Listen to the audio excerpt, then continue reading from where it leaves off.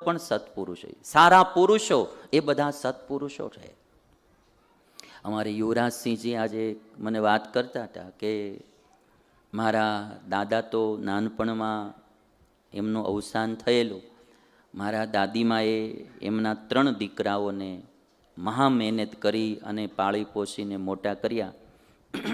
ખુમારીવાળું જીવન દાદીમાનું, અને કમળાબા એમના દાદીમા, અને એક સતી નારી, ખુમારીવાળું ધર્મવાળું અને આખું ક્ષત્રિયાણીનું જીવન.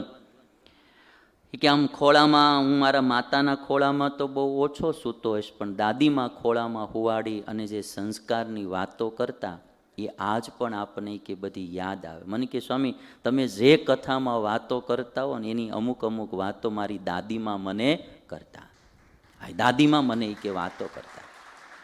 આજે એને ગાડી ચલાવતા હતા, અમે જતા હતા તો વાત કરતા હતા કે આજે મને કેમ થાય કે જો મારા દાદીમાં જીવતા હોત ને તો એ કેટલા રાજી થતા હોત કે મારા પૌત્રએ આવું કથાનું કાર્ય કરાવ્યું.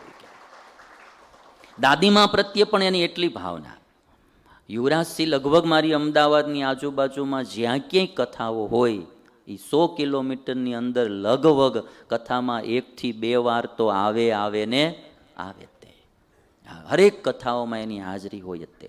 એક દાદીમાં સારા મળ્યા હોય તો એના સંસ્કારો પણ ઘણું બધું કામ કરે.